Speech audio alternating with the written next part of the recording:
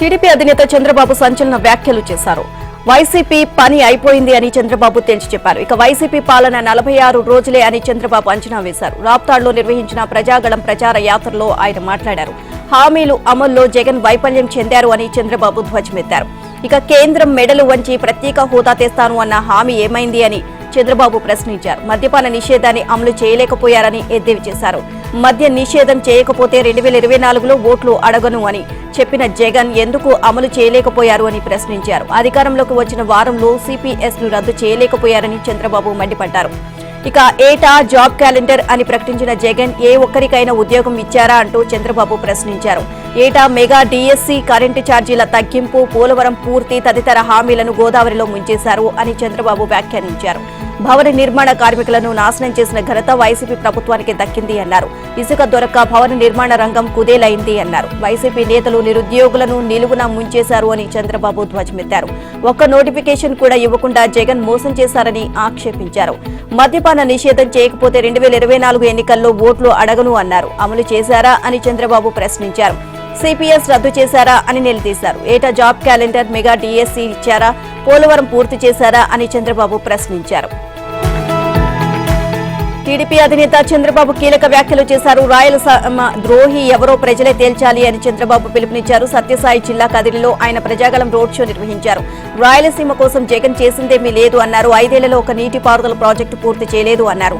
ఎకరా భూమికి కూడా నీళ్లు ఇవ్వలేదు అన్నారు. ఇక రాయలసీమలో 142 ప్రాజెక్టులు పెండింగ్ లో ఉంటే వాటిని రద్దు చేసిన ఘనత జగన్ కి దక్కింది అన్నారు. టీడీపీ హయాంలో సీమలో 2000 కోట్లు ఖర్చు చేసినట్లు చంద్రబాబు తెలియజేశారు. టీడీపీ హయాంలో 10 లక్షల పంట కుంటలు తవ్వినట్లు చెప్పారు. మరికొన్ని చోట్ల చెక్ డ్యాంలు నిర్మించామని చంద్రబాబు వివరించారు. బిందు సేద్యానికి 90% రాయితీ ఇచ్చిన ఘనత టీడీపీకి దక్కింది అన్నారు. కియా వంటి పరిశ్రమలు తేవడం టీడీపీ బ్రాండ్ అయితే పరిశ్రమలు తరిమికొట్టడం జగన్ బ్రాండ్ అని చంద్రబాబు విమర్శించారు. రాయలసీమలోని 52 సీట్లలో 49 చోట్ల వైసీపీని గెలిపిస్తే ఏం ఒరగబెట్టారు అని చంద్రబాబు ప్రశ్నించారు. ఒకసారి 52 చోట్ల టీడీపీ కూటమి అభ్యర్థులను గెలిపించాలని ఆయన పిలుపునిచ్చారు. తన చర్యలతో రాష్ట్రాన్ని జగన్ లూటీ చేశారు అని ఆరోపించారు. అసమర్థుడు, అవినీతి పరుణ్ణి ఇంటికి పంపాలి అని చంద్రబాబు పిలుపునిచ్చారు. నిత్యావసర వస్తువుల ధరలు పెరిగాయని ఆయన ఆందోళన చెందారు. విద్యుత్ ఛార్జీలు, మద్యం ధరలను అమాంతం పెంచేశారు అని ధ్వజమెత్తారు. నాసిరకం మద్యంతో ప్రజల ఆరోగ్యాన్ని పాడు చేశారు అని చంద్రబాబు విమర్శించారు. ఆఖరికి ఇసుకపైన దోపిడీ చేశారని చంద్రబాబు ధ్వజమెత్తారు. వరంగల్ జిల్లాలో బీఆర్ఎస్ కు బిగ్ షాక్ తగిలింది. పార్టీ నేతలకు ఊహించని పరిణామాలు ఎదురయ్యాయి. వరంగల్ బీఆర్ఎస్ ఎంపీ అభ్యర్థి డాక్టర్ కడియం కావ్య కీలక నిర్ణయం తీసుకున్నారు. కావ్య నిర్ణయంతో బీఆర్ఎస్ పెద్దలు షాక్ అయ్యారు. ఇక వరంగల్ బరి నుంచి తప్పుకుంటున్నట్లు బీఆర్ఎస్ అధినేత కేసీఆర్ కు లేఖ రాశారు. బీఆర్ఎస్ నుంచి పోటీకి అవకాశం ఇచ్చినందుకు ధన్యవాదాలు తెలియజేశారు.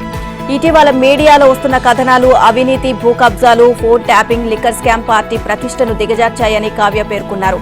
వరంగల్ జిల్లాలో నేతల మధ్య సమన్వయం, సహకారం కొరవడ్డాయి అని కావ్య లేఖలు తెలియజేశారు. ఎవరికి వారే అన్నట్లు బీఆర్ఎస్ నేతలు వ్యవహరిస్తున్నారని వెల్లడించారు. ఈ పరిస్థితుల్లో పోటీ నుంచి తప్పుకుంటున్నట్లు ఆమె ప్రకటించారు. అధినేత కేసీఆర్ కార్యకర్తలు తనను మన్నించాలి అని లేఖ ద్వారా కావ్య విజ్ఞప్తి చేశారు. ఇక నిన్నటిదాకా వరంగల్ నుంచి బీఆర్ఎస్ అభ్యర్థిగా ఉన్న కావ్య అదే స్థానం నుంచి కాంగ్రెస్ టికెట్ పై పోటీ చేయనున్నట్లు తెలిసింది. కాంగ్రెస్ నేతలతో కడియం శ్రీహరి చేసిన చర్చలతో అంగీకారం కుదిరినట్లు సమాచారం. కడియం శ్రీహరితో పాటు పలువురు బీఆర్ఎస్ ఎమ్మెల్యేలు కారు దిగి కాంగ్రెస్ లో చేరేందుకు సిద్దమవుతున్నారు. బీఆర్ఎస్ ను వీడే ఎమ్మెల్యేల సంఖ్య భారీగానే ఉంటుంది అని రాజకీయ విశ్లేషకులు ఇప్పటికే అంచనా వేశారు. పలువురు ఎమ్మెల్యేలు తమతో టచ్ లో ఉన్నారని కాంగ్రెస్ వర్గాలు చెప్పకనే చెప్పాయి. బీఆర్ఎస్ ఎంపీ కేకే శివరావు కీలక నిర్ణయం తీసుకున్నారు. కారు దిగిపోవడానికి సిద్దమవుతున్నారు. ఆయన కుమార్తె జీహెచ్ఎంసీ మేయర్ విజయలక్ష్మితో సహా కాంగ్రెస్ లో చేరేందుకు సిద్దమవుతున్నారు. ఈ నెల 30న హస్తం పార్టీలో చేరనున్నట్లు మేయర్ విజయలక్ష్మి స్వయంగా ప్రకటించారు. అధికార పార్టీలో ఉంటేనే సమస్యల పరిష్కారం సులువవుతుంది అని మేయర్ పేర్కొన్నారు. సుదీర్ఘ కాలం పాటు బీఆర్ఎస్ కు సేవలు అందించానని మేయర్ విజయలక్ష్మి తెలియజేశారు. కేసీఆర్ అంటే తనకెంతో గౌరవం అని పేర్కొన్నారు. పార్టీ అంశాలు, కవిత అరెస్టుపై కేసీఆర్ తో చర్చించినట్లు కేకే తెలియజేశారు. కవితను అక్రమంగా అరెస్ట్ చేశారు అని కేకే ఆవేదన వ్యక్తం చేశారు. తాను మాత్రం బీఆర్ఎస్ లోనే కొనసాగుతాను అని కేకే కుమారుడు విప్లవ్ కుమార్ తెలియజేశారు. తెలంగాణ సీఎం రేవంత్ రెడ్డి కీలక ప్రకటన చేశారు. తాను ఎక్కడున్నా ఓ కన్ను కొడంగల్ పైనే ఉంటుంది అన్నారు. తన నియోజకవర్గానికి పరిశ్రమలు తీసుకొచ్చి అభివృద్ధి చేస్తాను అని హామీ ఇచ్చారు. ఇక కొడంగల్లోని తన నివాసం వద్ద అభిమానులు, కార్యకర్తలతో రేవంత్ సమావేశమయ్యారు. పార్లమెంట్ ఎన్నికల్లో కొడంగల్ నుంచి కాంగ్రెస్ కు 50,000 మెజారిటీ ఇవ్వాలని కోరారు. ఓటు చాలా విలువైంది కావడంతో ఓటు వేసేందుకు కొడంగల్ వచ్చానని రేవంత్ చెప్పారు. తాను కష్టాల్లో ఉన్నప్పుడు ప్రజలు తన వెంట ఉన్నారని గుర్తు చేశారు. కొడంగల్కు సిమెంట్ పరిశ్రమ రాబోతోంది అని రేవంత్ ప్రకటించారు. పరిశ్రమలు వస్తే భూముల ధరలు పెరుగుతాయని రైతులకు రేవంత్ భరోసా ఇచ్చారు. ఫార్మా కంపెనీలు వస్తే యువతకు ఉపాధి అవకాశాలు లభిస్తాయని రేవంత్ చెప్పారు. ఇక ఏప్రిల్ 6న జరిగే తుక్కుగూడ కాంగ్రెస్ బహిరంగ సభకు కొడంగల్ నుంచి 25,000 మంది తరలించి రావాలి అని రేవంత్ పిలుపునిచ్చారు. ఈ సభలో రాహుల్ గాంధీ పాల్గొంటారని తెలిపారు. తుక్కుగూడ సభలోనే 5 గ్యారంటీలు ప్రకటిస్తారు అని రేవంత్ చెప్పారు. ఫోన్ ట్యాపింగ్ కేసులో మరో 2 పోలీసులు అదుపులోకి తీసుకున్నారు. తెలంగాణలో ఫోన్ ట్యాపింగ్ ఇప్పటికే కలకలం రేపింది. మాజీ టాస్క్ ఫోర్స్ డీసీపీ రాధాకిషన్ రావు గట్టు మల్లును అదుపులోకి తీసుకుని బంజారాహిల్స్ పోలీస్ స్టేషన్లో విచారించారు. గట్టు మల్లు గతంలో ఎస్ఐబీఏలో సీఏగా పనిచేశారు. ఎస్ఐబీ మాజీ టీఎస్పీ ప్రణీత్రావుతో వారికి ఉన్న సంబంధాలపై దర్యాప్తు బృందం ఆరా తీస్తోంది. ఈ కేసులో ఇప్పటికే ప్రణీత్రావుతో పాటు అదనపు ఎస్పీలు భుజంగరావు, తిరుపతన్నను అరెస్ట్ చేశారు. ప్రముఖుల వ్యక్తిగత విషయాలపై వారు నిఘా పెట్టి ప్రభుత్వం మారాక హార్డ్ డిస్క్లను ధ్వంసం చేసినట్లు ఆరోపణలు వెలువెత్తాయి. మరోవైపు భుజంగరావు, తిరుపతన్నను కస్టడీకి ఇవ్వాలని కోరుతూ పోలీసులు దాఖలు చేసిన పిటిషన్పై నాంపల్లి కోర్టులో వాదనలు కొనసాగగా న్యాయస్థానం తీర్పును రిజర్వ్ చేసింది. మహబూబ్ నగర్ స్థానిక సంస్థల ఎమ్మెల్సీ ఉప ఎన్నిక పోలింగ్ ప్రశాంతంగా ముగిసింది. 100% పోలింగ్ నమోదైనట్లు ఏఆర్ఓ ప్రకటించారు. ఉమ్మడి జిల్లాలో 1439 మంది ఓటర్లు ఉండగా అందులో 644 మంది పురుషులు, 795 మంది మహిళా ఓటర్లు తమ ఓటు హక్కు వినియోగించుకున్నారు. కొడంగల్ ఎమ్మెల్యేగా ఉన్న ముఖ్యమంత్రి రేవంత్ రెడ్డి కూడా ఓటు హక్కును వినియోగించుకున్నారు. ఏప్రిల్ 2న ఓట్ల లెక్కింపు జరగనుంటాయి. కాంగ్రెస్ నుంచి మన్నె జీవన్ రెడ్డి, బీఆర్ఎస్ నుంచి నవీన్ కుమార్ రెడ్డి, స్వతంత్ర అభ్యర్థిగా సుదర్శన్ గౌడ్ పోటీలో నిలిచారు. స్థానిక సంస్థల ఎమ్మెల్సీ ఉప ఎన్నికల్లో కాంగ్రెస్ అభ్యర్థి మన్నె జీవన్ రెడ్డి భారీ మెజారిటీతో గెలుస్తారని రాష్ట్ర ఎక్సైజ్ శాఖ మంత్రి జూపల్లి కృష్ణారావు ధీమా వ్యక్తం చేశారు. నాగర్ కర్నూలు జిల్లా కొల్లాపూర్లోని ప్రభుత్వ బాలికల కళాశాలలో ఆయన ఎక్స్ అఫీషియో హోదాలో ఓటు హక్కు వినియోగించుకున్నారు. పేదల అభివృద్ధి కోసం తెలంగాణ ప్రభుత్వం పనిచేస్తోంది అన్నారు. ఈ ఎన్నికల్లో కాంగ్రెస్ అభ్యర్థిదే గెలుపు అని మంత్రి జూపల్లి ధీమా వ్యక్తం చేశారు. టీడీపీ అధినేత చంద్రబాబు సతీమణి నారా భువనేశ్వరి ఘాటు వ్యాఖ్యలు చేశారు. వినాశకార వైసీపీని సాగనంపాలి అని పిలుపునిచ్చారు. రాజధాని అమరావతి, అన్న క్యాంటీన్లు సహా ప్రజల కోసం చంద్రబాబు తీసుకొచ్చిన పథకాలను విధ్వంసం చేసిన ఘనత వైసీపీ ప్రభుత్వానికే దక్కింది అన్నారు. కృష్ణా జిల్లా గుడివాడలో నిజం గెలవాలి యాత్రలో పాల్గొన్న ఆమెకు ప్రజలు, టీడీపీ శ్రేణులు ఘన స్వాగతం పలికాయి. ఇక చంద్రబాబు అరెస్టుతో మోటూరులో మృతి చెందిన యార్లగడ్డ శ్రీనివాసరావు, అడుసుమిల్లి శశికళ కుటుంబాలను భువనేశ్వరి పరామర్శించారు. భవిష్యత్తు తరాల బాగు కోసం ప్రతి ఒక్కరూ టీడీపీకి మద్దతు పలకాలి అని భువనేశ్వరి పిలుపునిచ్చారు. తన తండ్రి ఎన్టీఆర్ను గెలిపించి సీఎంని చేసింది గుడివాడ ప్రజలని గుర్తు చేశారు. ఎన్టీఆర్ ప్రజాసేవ కోసం తప్పించినట్లే చంద్రబాబు తప్పిస్తున్నారు అని భువనేశ్వరి తెలియజేశారు. ఎన్టీఆర్ పేరుతో చంద్రబాబు రాష్ట్ర వ్యాప్తంగా 360 అన్నా క్యాంటీన్లు ఏర్పాటు చేశారని వివరించారు. అన్నా క్యాంటీన్ల ద్వారా 7.5 కోట్ల మంది ఆకలి తీర్చిన ఘనత చంద్రబాబుకే దక్కింది అన్నారు. ఆ తర్వాత నూజివీడు నియోజకవర్గం ఆగిరిపల్లి మండలం తోటపల్లిలో బెజవాడ రామారావు, నూజివీడు మండలం గొల్లపల్లిలో వేనిగళ్ల పూర్ణచంద్రరావు కుటుంబాలను భువనేశ్వరి పరామర్శించారు. మాజీ మంత్రి వివేక కుమార్తె సునీత సంచలన వ్యాఖ్యలు చేశారు. హంతకులకు ఓటు వేయవద్దని మరో ప్రజలకు విజ్ఞప్తి చేశారు. తెలంగాణ హైకోర్టు వద్ద ఆమె మీడియాతో మాట్లాడారు. వైఎస్ వివేకానందరెడ్డి హత్య కేసుకు సంబంధించి సీఎం జగన్ ప్రొద్దుటూరు సభలో చేసిన వ్యాఖ్యలపై తీవ్రంగా స్పందించారు. చిన్నాన్న అంటే అర్థం తెలుసా అని జగన్ ను ప్రశ్నించారు. నాన్న తర్వాత నాన్న, అలాంటి వ్యక్తిని చంపితే కుట్రను ఛేదించలేకపోయారని ఆక్షేపించారు. పైగా చిన్నాన్న కుమార్తెపైనే నిందలు వేయడం న్యాయమా అని ప్రశ్నించారు. మీ చెల్లి కోర్టులు, పోలీసుల చుట్టూ తిరుగుతుంటే అన్నగా మీ బాధ్యత ఏంటి అని ప్రశ్నించారు. బంధుత్వాలకు అర్థం తెలుసా అని జగన్ ను నిలదీశారు. చిన్నాన్నను ఎవరు చంపారో దేవుడికి తెలుసు, జిల్లా ప్రజలకు తెలుసు అనడం ఎంతవరకు సమంజసమని సునీత మండిపడ్డారు. ఇక వివేకాను చంపింది ఎవరో దేవుడికి, మీకు, జిల్లా ప్రజలకు తెలుసు అని సునీత పేర్కొన్నారు. అందుకే నిందితులను అంత బాగా రక్షిస్తున్నావు అని జగన్ ఉద్దేశించి ఆమె వ్యాఖ్యానించారు. వైఎస్ భాస్కర్ రెడ్డి, అవినాష్ రెడ్డి వివేకాను హత్య చేయించారు అని హంతకుడే చెబుతున్నా చెల్లించరేమే అని జగన్ ను సునీత ప్రశ్నించారు. ఒకరు చెప్పింది నమ్ముతున్నారు, ఇంకొకరు చెప్పింది నమ్మడం లేదు ఎందుకన్నారు అని అన్నారు. 5 ఏళ్లు మీ ప్రభుత్వం ఉండి ఏం చేశారు అని సునీత నిలదీశారు. ఇక నిందితులను రక్షించేది మీరు కాదా అని ఆమె ప్రశ్నించారు. గతంలో సిబిఐ విచారణ కోరింది మీరే, ఆ తర్వాత పిటిషన్ ఉపసంహరించుకున్నది మీరేనని సునీత వ్యాఖ్యానించారు. ఎన్నికలు రావడంతో 5 ఏళ్ల తర్వాత చిన్నాను గుర్తొచ్చారా అని సునీత ప్రశ్నించారు. న్యాయం కోసం, ధర్మం కోసం తాను పోరాడుతున్నట్లు సునీత తెలియజేశారు. ఏపీ అసెంబ్లీ ఎన్నికల వేళ కీలక పరిణామం చోటు చేసుకుంది. ఏప్రిల్ 1వ తేదీన సీఎం జగన్ మోహన్ రెడ్డి బెయిల్ రద్దు పిటిషన్పై సుప్రీంకోర్టులో విచారణ జరగనుంది. జగన్ బెయిల్ ను రద్దు చేయాలి అంటే నర్సాపురం ఎంపీ రఘురామ కృష్ణంరాజు ఏప్రిల్ సుప్రీంకోర్టులో దాఖలు చేసిన పిటిషన్ను విచారణకు స్వీకరించింది. ఈ పిటిషన్పై జస్టిస్ సంజీవ్ ఖన్నా నేతృత్వంలోని ధర్మాసనం విచారణ చేపట్టనుంది. ఇక మరోవైపు జగన్ కేసుల విచారణను మరో రాష్ట్రానికి బదిలీ చేయాలి అంటూ మరొక పిటిషన్ను రఘురామకృష్ణంరాజు అత్యున్నత న్యాయస్థానంలో దాఖలు చేశారు. ఈ పిటిషన్పై విచారణ జరుపుతామని జస్టిస్ సంజీవ్ ఖన్నా నేతృత్వంలోని ధర్మాసనం తెలియజేసింది. ఈ రెండు పిటిషన్లపైన ఏప్రిల్ 1న కోర్టు విచారణ చేయనుంది. ఎన్నికల వేళ సీఎం వైఎస్ జగన్ బెయిల్ రద్దు పిటిషన్పై విచారణకు కోర్టు ఆమోదించడం ఆసక్తిని రేపుతోంది. అనంతరం ధర్మాసనం తీసుకునే నిర్ణయం కోసం రాజకీయ వర్గాలు కలవరపడుతున్నాయి. రెండోసారి అధికారాన్ని దక్కించుకోవడానికి జగన్ శతవిధాల ప్రయత్నాలు సాగిస్తున్నారు. ఇన్నాళ్లు పరదాల చాటును తిరిగే జగన్ ఎన్నికలు వచ్చేసరికి మేమంతా సిద్ధం పేరుతో జనంలోకి అడుగుపెడుతున్నారు. ఇప్పటికే ఇడుపులపాయ నుంచి ఎన్నికల ప్రచారం ప్రారంభించారు.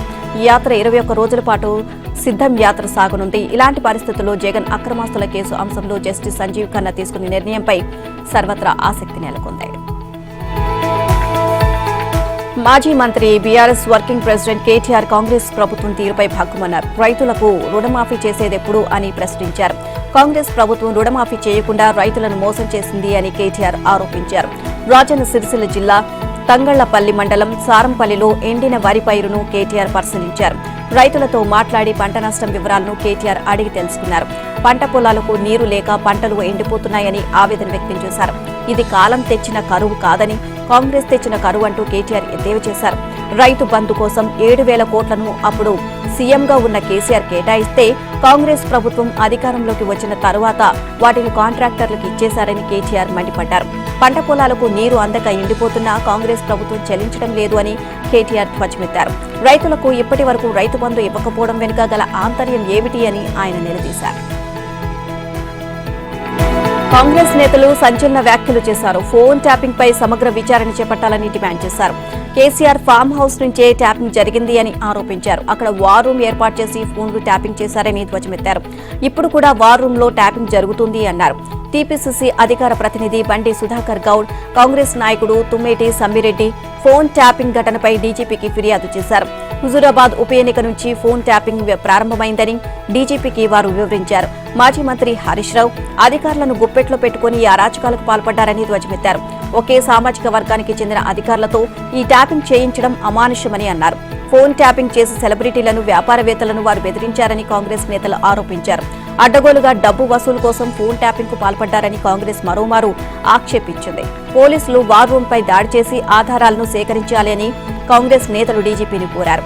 ఈ ఘటనపై సమగ్ర విచారణ చేపట్టాలి అని డిమాండ్ చేశారు. మాజీ మంత్రి బీఆర్ఎస్ వర్కింగ్ కేటీఆర్ పై హనుమకొండ పోలీస్ స్టేషన్లో 0 ఎఫ్ఐఆర్ నమోదైంది. సీఎం రేవంత్ రెడ్డిపై కేటీఆర్ తప్పుడు ప్రచారాలు చేయడంతో పలువురు కాంగ్రెస్ నేతలు పోలీసులకు ఫిర్యాదు చేశారు. కాంట్రాక్టర్లు, బిల్డర్ల నుంచి రేవంత్ 2,500 కోట్లు వసూలు చేసి ఢిల్లీకి పంపించారంటూ కేటీఆర్ తప్పుడు ప్రచారాలు చేస్తున్నారని, ఆయనపై చర్యలు తీసుకోవాలని పీసీసీ సభ్యుడు పత్తిని శ్రీనివాస్ ఆధ్వర్యంలో కాంగ్రెస్ నేతలు డిమాండ్ చేశారు. ఇక కేటీఆర్ తీరుపై హనుమకొండ సీఐ సతీష్ కు ఫిర్యాదు చేశారు. సీఎంపై వ్యక్తిగత దూషణలు చేస్తూ ఆయన ప్రతిష్టకు భంగం కలిగించేలా వ్యాఖ్యలు చేస్తున్నారని ఫిర్యాదులు పేర్కొన్నారు. హనుమకొండ పోలీసులు న్యాయ నిపుణుల సలహా తీసుకున్న తర్వాత కేటీఆర్ పై ఐపీసీలోని 504, 505 సెక్షన్ల కింద 0 ఎఫ్ఐఆర్ నమోదు చేశారు. తర్వాత కేసును హైదరాబాద్లోని బంజారాహిల్స్ పోలీసులకు బదిలీ చేశారు. బీజేపీ ఏపీ అధ్యక్షురాలు దగ్గుబాటి పురంధేశ్వరి ఆసక్తికరమైన వ్యాఖ్యలు చేశారు. రాష్ట్రంలో రాక్షస నిరంకుశ పాలనను అంతమొందించేందుకు బీజేపీ, టీడీపీ, జనసేన పార్టీలు పొత్తు పెట్టుకున్నాయని వివరించారు. జగన్మోహన్ రెడ్డి పార్టీ విధ్వంసకర పాలనకు చర్మగీతం పాడాలని ఆమె పిలుపునిచ్చారు. ఇక రాజమహేంద్రవరంలో పురంధేశ్వరి మీడియాతో మాట్లాడారు. బీజేపీ, తెలుగుదేశం, జనసేన కూటమి రాష్ట్రంలోనూ కేంద్రంలోనూ అధికారంలోకి రావాలన్నారు. బీజేపీ నాయకులు, కార్యకర్తలు కేవలం తమ అభ్యర్థి కోసమే కాకుండా టీడీపీ, జనసేన పార్టీల అభ్యర్థులను కూడా గెలిపించాలి అని కోరారు. టీడీపీ, జనసేనతో పొత్తులో భాగంగా బీజేపీ తరపున 10 అసెంబ్లీ సీట్లు ప్రకటించారని, 11వ సీటు ఉంటుందా లేదా అనేది పార్టీ అధిష్టానం చూసుకుంటుంది అని ఆమె పేర్కొన్నారు. బీజేపీ రాష్ట్ర ఎన్నికల సహా ఇన్ఛార్జ్ సిద్ధార్థనాథ్ సింగ్ మాట్లాడుతూ పోలవరం ప్రాజెక్టు డబుల్ ఇంజిన్ సర్కార్తోనే సాధ్యమని అన్నారు. రాష్ట్రంలో జగన్ అవినీతి పెరిగిపోయిందని ఆరోపించారు. శాండ్ మాఫియా, మద్యం మాఫియా, ల్యాండ్ మాఫియా పోవాలి అంటే కేంద్రంలో బీజేపీ, రాష్ట్రంలో టీడీపీ కూటమి అధికారంలోకి రావాలి అని విజ్ఞప్తి చేశారు. స్కిల్ డెవలప్మెంట్ కేసులో టీడీపీ ఏపీ రాష్ట్ర అధ్యక్షుడు అచ్చెన్నాయుడుకు ఊరట లభించింది. ఆయన దాఖలు చేసిన ముందస్తు బెయిల్ పిటిషన్పై రాష్ట్ర హైకోర్టు విచారణ జరిపింది. అచ్చెన్నపై తొందరపాటు చర్యలు తీసుకోవద్దని సీఐటీని ఉన్నత న్యాయస్థానం ఆదేశించింది. తదుపరి విచారణను ఏప్రిల్ 2కు వాయిదా వేసింది. ఇక ఏపీ హైకోర్టు కీలక వ్యాఖ్యలు చేసింది. అచ్చెన్నాయుడుపై తొందరపాటు చర్యలు వద్దు అని సీఐటీకి సూచించింది. ఏపీ స్కిల్ డెవలప్మెంట్ కార్పొరేషన్ నిధులు మళ్లించారు అనే ఆరోపణలతో ఆయనపై 2021 డిసెంబర్లో సీఐటీ కేసులు నమోదు చేసింది. ముందస్తు బెయిల్ కోరుతూ టీడీపీ ఏపీ అధ్యక్షుడు కింజరపు అచ్చెన్నాయుడు దాఖలు చేసిన పిటిషన్ను హైకోర్టు విచారించింది. సీఐడీ తరపున ప్రత్యేక పబ్లిక్ ప్రాసిక్యూటర్ వివేకానంద స్పందిస్తూ ఈ వ్యవహారంలో అదనపు దస్త్రాలు కోర్టు ముందుంచేందుకు సమయం ఇవ్వాలి అని అభ్యర్థించారు. పిటిషనర్ తరపున సీనియర్ న్యాయవాది సిద్ధార్థులు తన వాదనలు వినిపించారు. పిటిషనర్ ఎన్నికల్లో పోటీ చేయబోతున్నారు అని తెలియజేశారు. అచ్చెన్నను అరెస్ట్ చేస్తారు అనే ఆందోళన ఆయనలో నెలకొంది అన్నారు. ఇక తొందరపాటు చర్యలు తీసుకోకుండా రక్షణ కల్పించాలని అభ్యర్థించారు. ఈ వివరాలను పరిగణలోకి తీసుకున్న న్యాయమూర్తి జస్టిస్ టి మల్లికార్జునరావు అదనపు వివరాలు సమర్పించేందుకు సీఐడీకి సమయం ఇచ్చారు. కేసు విచారణను ఏప్రిల్ 2కి వాయిదా వేశారు. ఇక అప్పటి వరకు పిటిషనర్పై అరెస్టుతో పాటు ఎలాంటి తొందరపాటు చర్యలు తీసుకోవద్దని సీఐడీకి స్పష్టం చేశారు. బీజేపీ ఎంపీ లక్ష్మణ్ ఘాటు వ్యాఖ్యలు చేశారు. ఫోన్ ట్యాపింగ్ కేసును సీబీఐకి అప్పగించాలని లక్ష్మణ్ డిమాండ్ చేశారు. బీఆర్ఎస్ నేతలు చేసిన దుర్మార్గాల్లో ఫోన్ ట్యాపింగ్ ఒక అంశం అన్నారు. కేసీఆర్ ఎవరిని నమ్మరని లక్ష్మణ్ చెప్పారు. అందువల్లే ఫోన్ ట్యాపింగ్ కు బీఆర్ఎస్ ప్రభుత్వం తెరలేపింది అన్నారు. అసెంబ్లీ ఎన్నికల్లో ప్రజలు బీఆర్ఎస్ ను ఓడించి శిక్ష విధించినా ఆ పార్టీ నేతలు అహంకారాన్ని వేయడం లేదు అని బీజేపీ ఎంపీ లక్ష్మణ్ విమర్శించారు. హైదరాబాద్ లో ఆయన మీడియాతో మాట్లాడారు. నియంతృత్వాన్ని పాటించే వాళ్లు నీడను కూడా నమ్మరు అని ఎంపీ లక్ష్మణ్ వ్యాఖ్యానించారు. కేసీఆర్ కూడా ఎవరిని నమ్మలేదు అన్నారు. అందుకే రాజకీయ మీడియా ప్రముఖులపై ఫోన్ ట్యాపింగ్ చేయించాలి అని ఆరోపించారు. ఇక కేంద్ర హోంశాఖ అనుమతి లేకుండా ఫోన్ ట్యాపింగ్ చేయడం అన్యాయమని అన్నారు. రాష్ట్రంలో ప్రభుత్వం మారడంతో హార్డ్ డిస్క్లు సమాచారాన్ని ధ్వంసం చేశారని లక్ష్మణ్ ఆరోపించారు. 2, 3 ఫోన్ ట్యాపింగ్లు జరిగితే జరగవచ్చని కేటీఆర్ వ్యాఖ్యానించడం సరికాదు అన్నారు. దీనికి మూల కారకులు కేసీఆర్, కేటీఆర్ అని ఎంపీ లక్ష్మణ్ ఆరోపించారు. దీనిపై సీఎం రేవంత్ సీబీఐ విచారణ చేయించాలి అని కోరారు. అసెంబ్లీ ఎన్నికల్లో ప్రజలు బీఆర్ఎస్ ను ఓడించి శిక్ష విధించిన ఆ పార్టీ నేతలు అహంకారాన్ని వేయడం లేదని బీజేపీ ఎంపీ లక్ష్మణ్ విమర్శించారు. మద్యం కుంభకోణంలో కవిత పాత్ర ఉందని ఎంపీ లక్ష్మణ్ ఆరోపించారు. ఫోన్ ట్యాపింగ్, కాళేశ్వరం ప్రాజెక్టు అవకతవకలతో ఆ కుటుంబానికి ప్రమేయం ఉందని ఆక్షేపించారు. తెలంగాణ సంపదను దోచుకున్న వారికి శిక్ష పడాల్సిందేనని ఎంపీ లక్ష్మణ్ అన్నారు. తీహార్ జైల్లో వసతులు లేవని కేసీఆర్ కుమార్తె కవిత ఆగ్రహం చెందారు. ఢిల్లీ మద్యం కేసులో తీహార్ జైల్లో ఉన్న కవితను ఆమె భర్త అనిల్ కలిశారు. ములాఖాత్లో భాగంగా కవితతో మాట్లాడారు. జైల్లో వసతులు, భోజనం తదితర విషయాలపై ఇద్దరూ చర్చించారు. చిన్న కుమారుడు ఆర్య 11వ తరగతి పరీక్షలు ఎలా రాస్తున్నాడు అని కవిత ఆరా తీశారు. అమ్మ బాగానే ఉందని ఆర్యతో చెప్పండి అని అనిల్తో కవిత చెప్పారు. ఇక కోర్టు ఆదేశాల ప్రకారం జైల్లో ఎలాంటి వసతులు, సౌకర్యాలు కల్పించడం లేదని కవిత అనిల్ దృష్టికి తీసుకొచ్చారు. ఇక తీహార్ జైలు వసతులపై కవిత తరపు న్యాయవాది రౌస్ ఎవెన్యూ కోర్టును ఆశ్రయించారు. కవితకు జైల్లో మంగళసూత్రం, కళ్లజోడు, పుస్తకాలు, మందులు అనుమతించాలని ఆమె న్యాయవాది విజ్ఞప్తి చేశారు. ఢిల్లీ సీఎం అరవింద్ కేజ్రీవాల్ ఈడీ కస్టడీని ఢిల్లీ న్యాయస్థానం మరో 4 రోజుల పాటు పొడిగించింది. ఏప్రిల్ 1 వరకు ఆయన ఈడీ కస్టడీకి అప్పగిస్తూ నిర్ణయం తీసుకుంది. గతంలో విధించిన 7 రోజుల కస్టడీ ముగియడంతో ఈడీ అధికారులు ఆయన్ను రౌస్ ఎవెన్యూ కోర్టు ప్రత్యేక జడ్జి కావేరీ బవేజా ఎదుట హాజరుపరిచారు. మద్యం కేసులో కేజ్రీవాల్ ను ఇంకా విచారించేందుకు మరో 7 రోజుల పాటు తమ కస్టడీకి అప్పగించాలని ఈడీ కోరగా 4 రోజుల పాటు కస్టడీకి అనుమతించారు. ఇదిలా ఉండగా ఆమ్ ఆద్మీ పార్టీ కన్వీనర్, ఢిల్లీ ముఖ్యమంత్రి అరవింద్ కేజ్రీవాల్ కు న్యాయస్థానంలో ఊరట లభించింది. కేజ్రీవాల్ ను సీఎంగా తొలగించాలి అన్న పిటిషన్ను ఢిల్లీ హైకోర్టు కొట్టివేసింది. జైలు నుంచి ప్రభుత్వాన్ని నడపడాన్ని అడ్డుకోలేమని తేల్చి చెప్పింది. పాలనాపరమైన విషయాల్లో జోక్యం చేసుకోలేమని కోర్టు తెలియజేసింది. కాంగ్రెస్ పార్టీ కీలక నిర్ణయం తీసుకుంది. ఏప్రిల్ 6న కాంగ్రెస్ మేనిఫెస్టో విడుదల చేయడానికి సిద్దమవుతుంది. లోక్సభ ఎన్నికల మేనిఫెస్టోను జైపూర్లో జరిగే బహిరంగ సభలో విడుదల చేయాలని కాంగ్రెస్ నిర్ణయించింది. జైపూర్ సభలో కాంగ్రెస్ జాతీయ అధ్యక్షుడు మల్లికార్జున ఖర్గే, అగ్రనేతలు సోనియా గాంధీ, రాహుల్ గాంధీ పాల్గొంటారు. అదే రోజు మేనిఫెస్టోను వారు విడుదల చేస్తారని రాజస్థాన్ కాంగ్రెస్ ఇన్ఛార్జ్ సుఖ్జిందర్ సింగ్ రంధ్వా తెలియజేశారు. పార్టీ వార్ రూమ్ భేటీ తర్వాత ఆయన మీడియాకు ఈ విషయాన్ని తెలియజేశారు. మేనిఫెస్టోలో 25 గ్యారంటీలను కాంగ్రెస్ ప్రకటించనుంది. న్యాయ్ పిల్లర్ల పేరుతో 25 గ్యారంటీలను 5 భాగాలుగా విభజించింది. పీపుల్స్ మేనిఫెస్టో పేరుతో దీన్ని రూపొందించారు. కేంద్ర మాజీ మంత్రి పి చిదంబరం ఆధ్వర్యంలో మేనిఫెస్టోకు రూపకల్పన జరిగింది. అందుకోసం కాంగ్రెస్ నేతలు ప్రజల నుంచి సలహాలు, సూచనలు స్వీకరించారు. నిరుద్యోగం, ధరల నియంత్రణ, పేదల ఆదాయానికి భరోసా, మహిళల హక్కులు, రైతులను దృష్టిలో పెట్టుకుని మేనిఫెస్టోను రూపొందించారు. ఇదే విషయాన్ని కాంగ్రెస్ సీనియర్ నేత తిరువనంతపురం ఎంపీ శశి థరూర్ తెలియజేశారు. కాంగ్రెస్ అధికారంలోకి రాగానే పంటకు కనీస మద్దతు ధర చట్టం చేస్తామని కాంగ్రెస్ ఇప్పటికే ప్రకటించింది. మేనిఫెస్టోలో దీనిపై మరింత స్పష్టత ఇవ్వడానికి కాంగ్రెస్ నేతలు సిద్ధమవుతున్నారు. లోక్సభ ఎన్నికల్లో ఓటర్లను ఆకట్టుకునేందుకు కాంగ్రెస్ రంగం సిద్ధం చేస్తోంది. ఇప్పటికే నిరుద్యోగులు, మహిళలు, కార్మికులు, రైతులకు పలు హామీలు ఇచ్చింది. మహిళలకు నారీ న్యాయ్, రైతులకు కిసాన్ న్యాయ్ పేరిట 5 గ్యారంటీలను ప్రకటించింది. నిరుద్యోగులకు ఉపాధి హక్కుతో పాటు పరీక్షా పత్రాల లీకేజీలను అరికట్టేందుకు కఠిన చట్టం అంశాలను మేనిఫెస్టోలో చేర్చినట్లు సమాచారం. తెలంగాణ అసెంబ్లీ ఎన్నికల్లో ప్రత్యేక ఆకర్షణగా నిలిచిన బర్రెలక అలియాస్ కర్నె శిరీష వివాహం వేడుకగా జరిగింది. తమ సమీప బంధువు వెంకటేష్తో ఆమె 7 అడుగులు వేశారు. నాగర్ కర్నూలు జిల్లా పెద్ద కొత్తపల్లి మండల కేంద్రం PMR గార్డెన్ వీరి వివాహానికి వేదిక అయింది. బర్రెలక వేడుకకు కుటుంబ సభ్యులు, స్నేహితులతో పాటు పలువురు ప్రముఖులు హాజరై వధువరులను ఆశీర్వదించారు. శిరీష తన ప్రీ వెడ్డింగ్ పెళ్లి ఫోటోలను సోషల్ మీడియాలో పంచుకోగా అవి వైరల్ అయ్యాయి. నెటిజన్లు ఈ జంటకు శుభాకాంక్షలు తెలియజేశారు. డిగ్రీ చదివిన ఉద్యోగం రావడం లేదని, అందుకే బర్రెలు కాస్తూ బతుకుతున్నాను అంటూ పెట్టిన వీడియోతో శిరీష ఫేమస్ అయ్యారు. దీంతో ఆమె బర్రెలక్కగా గుర్తింపు పెంచుకున్నారు. ఇక ఆ తర్వాత సామాజిక మాధ్యమాల వేదికగా నిరుద్యోగ సమస్యపై తన గొంతు వినిపించారు. గతేడాది జరిగిన తెలంగాణ అసెంబ్లీ ఎన్నికల్లో నాగర్ కర్నూలు జిల్లా కొల్లాపూర్ నుంచి స్వతంత్ర అభ్యర్థిగా నామినేషన్ వేసిన ఆమె అందరి దృష్టిని ఆకర్షించారు. ఆ సమయంలో ఆమెకు నిరుద్యోగ యువత నుంచి భారీగా మద్దతు వచ్చింది. పలువురు ప్రముఖులు ఆర్థిక సాయం చేయడంతో పాటు ప్రశంసలు కురిపించారు.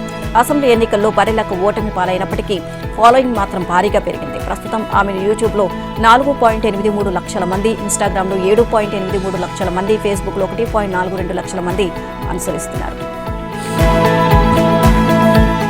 కాకినాడ జిల్లా పి మల్లవరంలో రైతులు ఆందోళన చేశారు. వరి పంటకు నీళ్లిచ్చే వరకు ఆందోళన కొనసాగిస్తామని రైతులు తేల్చి చెప్పారు. నీటిని విడుదల చేయకుంటే పురుగుల మందు తాగి ఆత్మహత్య చేసుకుంటామని మరికొందరు రైతులు హెచ్చరించారు. నీరు లేక పంటలు ఎండిపోతున్నాయని పలువురు రైతులు ఆవేదన చెందారు. పొలాల్లో ద్విచక్ర వాహనాలను నడిపి నిరసన వ్యక్తం చేశారు. ఎండిన పంటను చూసి మరికొందరు పురుగుల మందు డబ్బాలతో ఆందోళన చేశారు. సమాచారం అందుకున్న అధికారులు ఘటనా స్థలానికి చేరుకుని రైతులకు నచ్చజెప్పే ప్రయత్నం చేశారు. ఇక రోజులు గడుస్తున్నా చుక్క నీరు కాలువల్లో కనిపించకపోవడంతో అన్నదాత ఆగ్రహం వ్యక్తం చేశారు. ఏటా ఇదే పరిస్థితి ఏర్పడుతుంది అని రైతాంగం వాపోయింది. ఇక ఎట్టి పరిస్థితుల్లోనైనా నీటిని విడుదల చేయాలి అని డిమాండ్ చేస్తున్నారు. లేని పక్షంలో ఉద్యమానికి సిద్ధమవుతామని రైతులు హెచ్చరిస్తున్నారు.